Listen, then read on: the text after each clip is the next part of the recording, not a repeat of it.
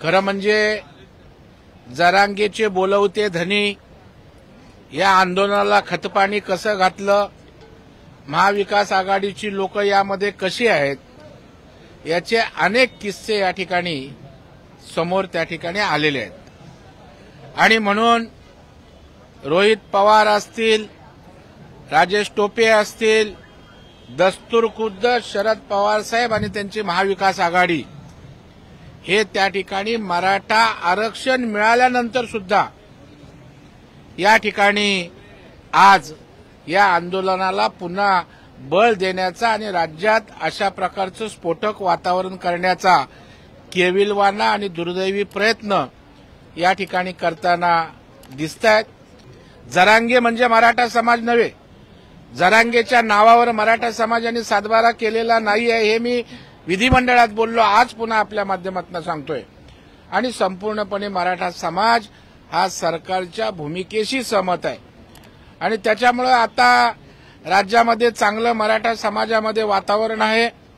कोणी या ठिकाणी वातावरण प्रक्षोभक करण्याचा प्रयत्न करू नये।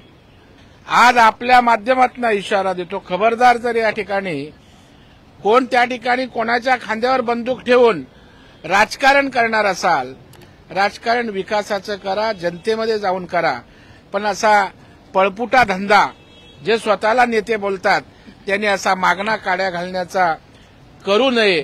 आणि जर केलात तर तुम्हाला ठोक जशाच तसं उत्तर भारतीय जनता पार्टी, मराठा समाजातले सारे नेते या ठिकाणी देतील, अशाही प्रकारचा आपल्या माध्यमातून स्पष्टपणे नम्र इशारा या ठिकाणी मी देऊ इच्छितो। कुठल्याही नागरिकाला आंदोलन करण्याचा अधिकार आहे।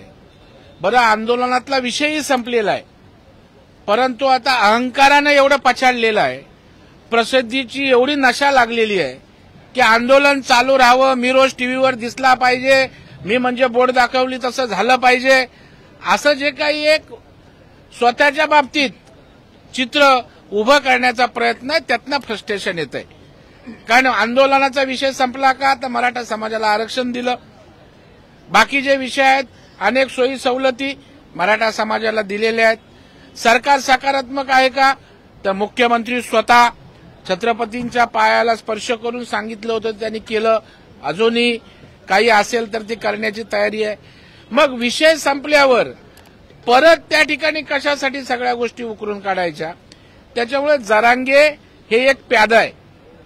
जरांगे हे प्याद्यासारखा जरांगेचा वापर महाविकास आघाडीचे नेते करतायत आणि दुर्दैवानं जरांगे त्याला बळी पडतायत।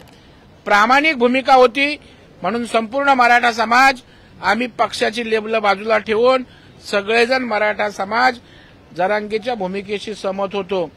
परंतु सरकारनं नंतर आरक्षण दिल्यावर जर त्यावर स्वार होऊन महाविकास आघाडीचे नेते ज्यांनी आपल्या हयातीत आरक्षण देऊ शकले नाहीत ते जर चढवाचढवीचं राजकारण करणार असतील तर त्यांचं पोळ सुद्धा महाराष्ट्रातल्या जनतेसमोर यथावकाश आम्ही उघडं करू।